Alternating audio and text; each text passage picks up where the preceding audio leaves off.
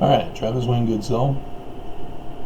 Now that Trump has put a target on everyone's backs here in America, I thought I'd do a more happy tune, Happy Feet, and talk about homelessness and poverty. I just got through watching Blue Bloods from last night, and they went over exactly why Operation Rio Grande here in Utah was the worst idea someone could ever come up with. Of course, it was a New York setting. And so, what's happening in Utah is that we have homeless. Nobody ever stops to ask every single homeless person, what happened? Why are you here? And instead, the responsibility gets passed off to the government, and especially to the police.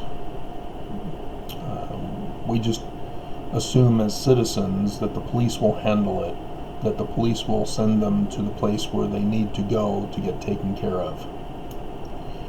And the police all know there is no place for them to get taken care of. And so what happened in Utah was that all the homeless were rounded up and put at Rio Grande, a one location that was outside of the city until it expanded. And instead of dealing with the problem in the first place, the government instead considered the homeless a burden on society. And of course they have to, because the government are responsible. How are they responsible? Our economic system is designed in a manner for survival of the fittest. Our economic system is not intended to be fair for everyone. That's why you can't work at McDonald's and be able to live in a home with a room for 8 children.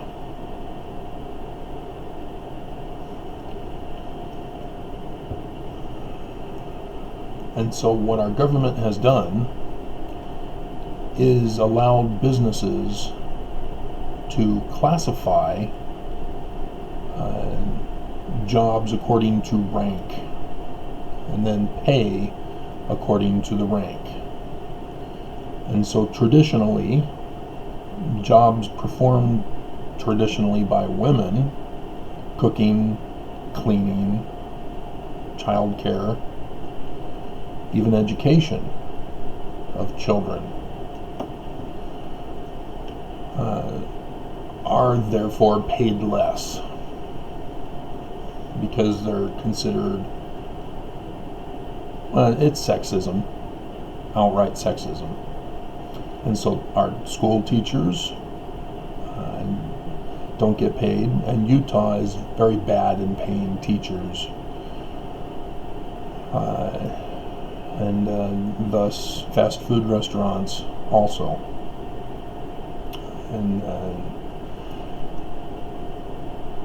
And so when you have lots of jobs that require these basic necessities, which are considered a low-ranking job and thus get paid less, you have a dilemma, because you need people to fill those jobs, because those are basic necessity jobs.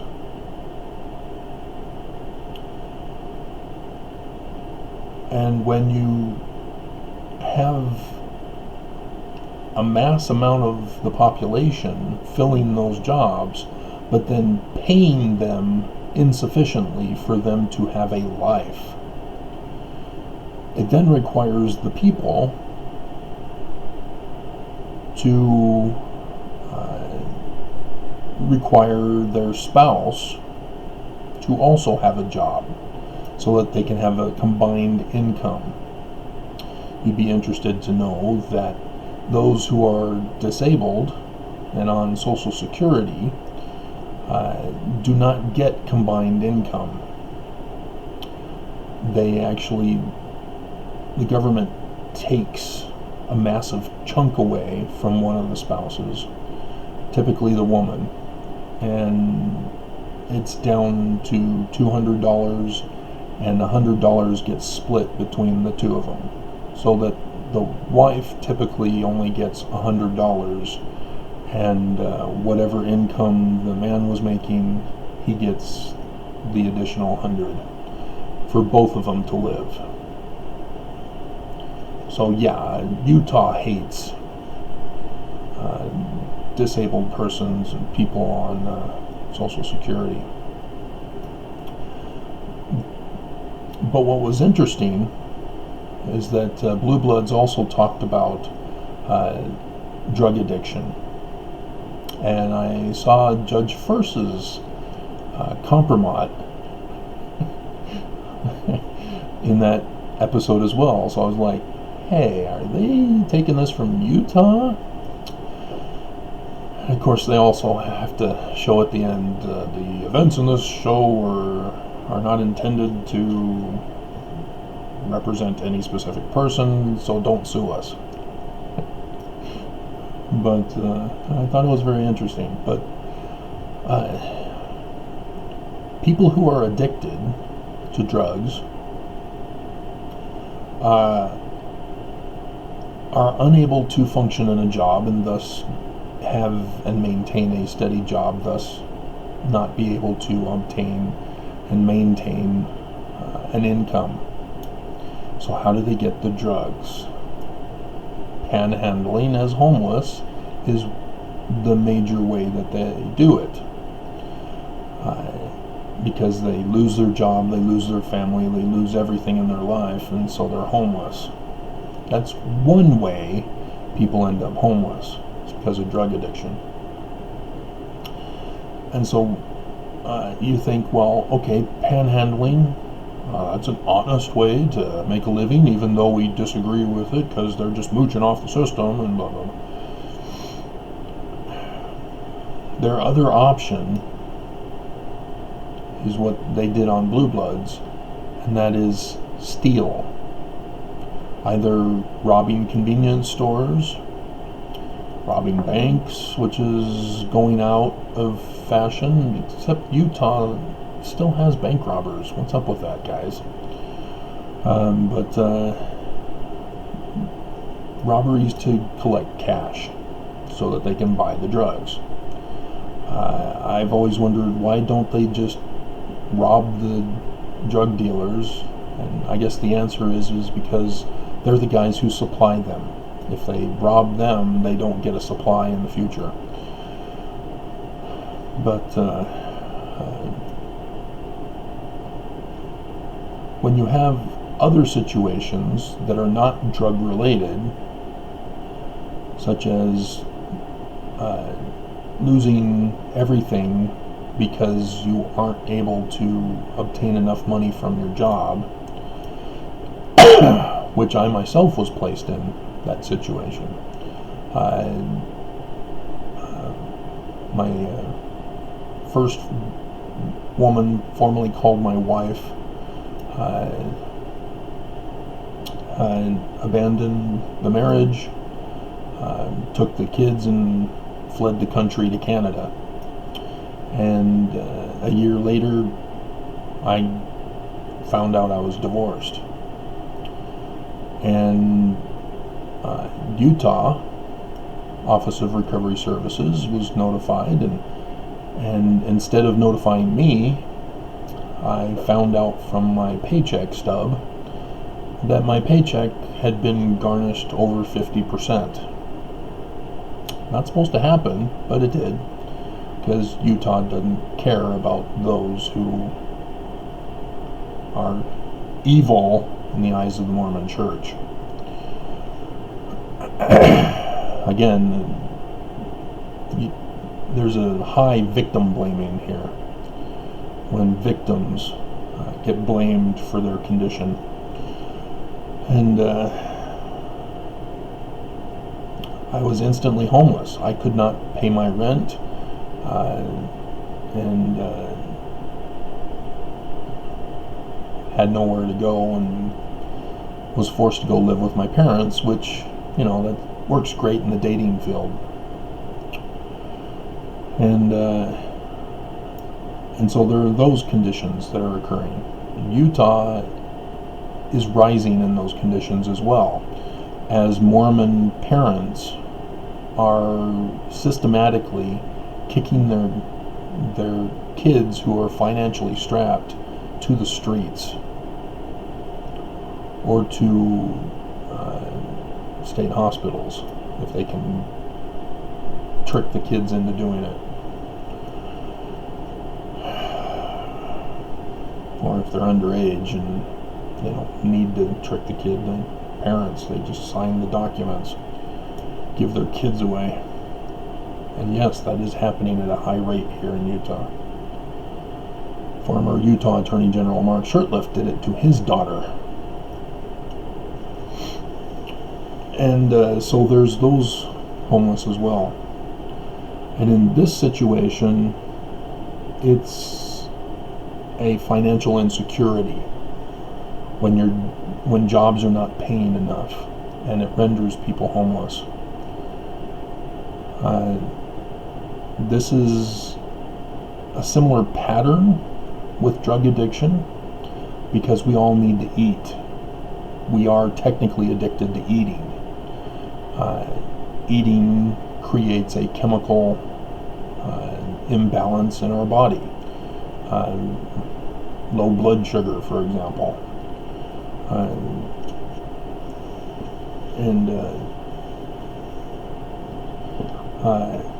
When you're starving,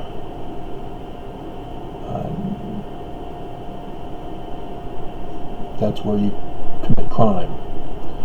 Batman Begins, Bruce Wayne does that. He gives everything up, goes to the streets, and quickly learns that in order to survive, to eat, he needs to steal. And so he turns to a life of theft. And then what does the government do? The homeless are now criminals.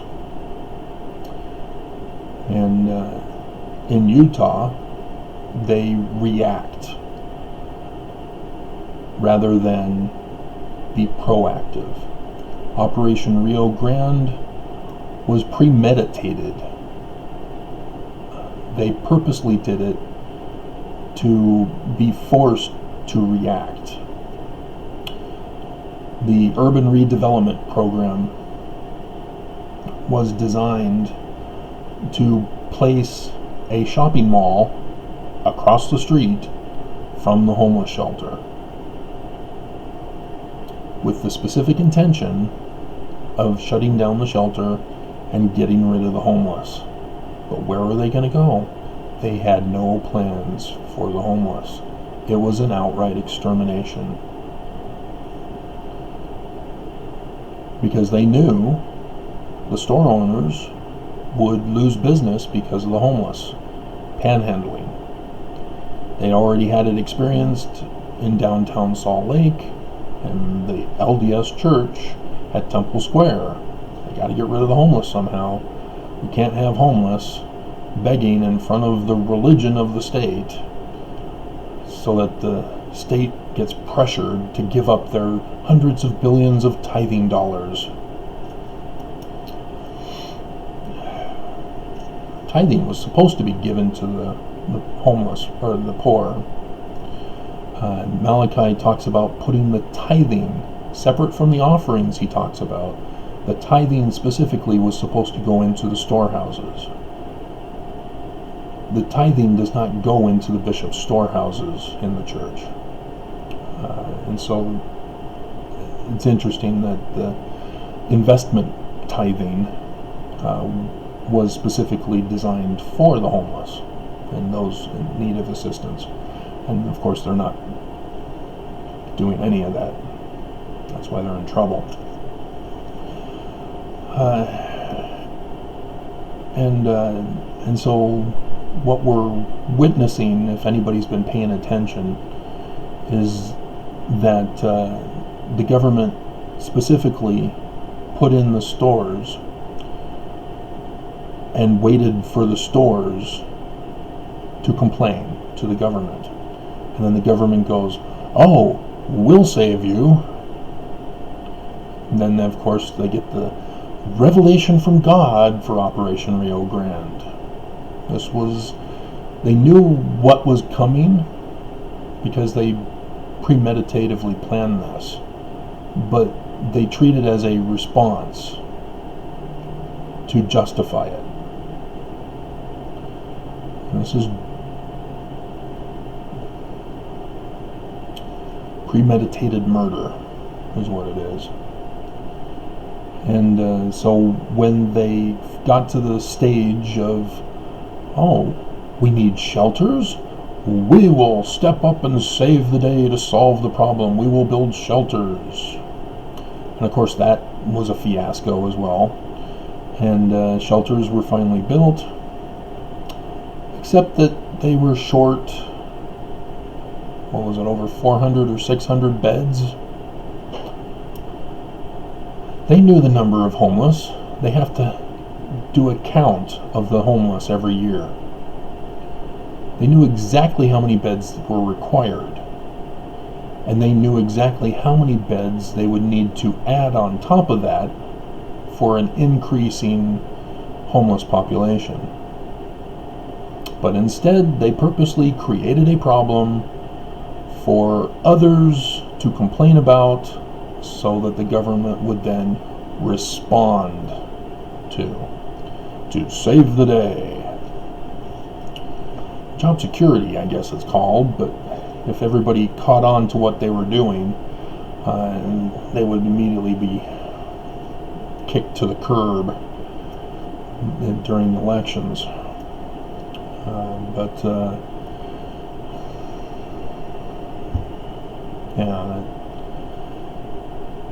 It turns out the shelters are being treated exactly like Nazi concentration camps, where people are ID'd as homeless, fingerprinted, and forced into treatment, which involves caseworkers forcing them to go look for a job. And again, they don't go looking for a job because the jobs don't pay enough money.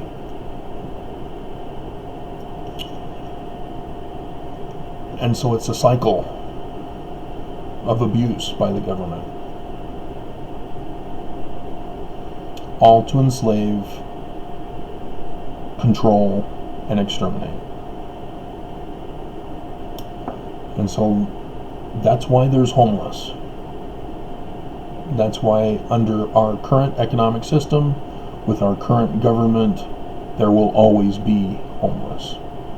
As much as they continually kill off the homeless, the system is set up to keep producing more and more homeless on a regular basis.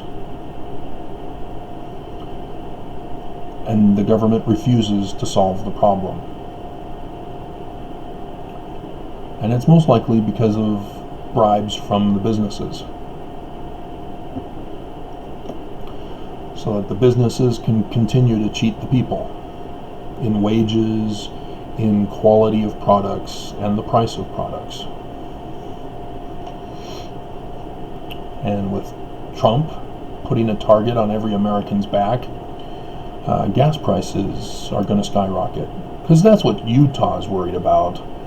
Not that we're going to be targeted, but that gas prices are going to go up over $4 a gallon. So, time to go running.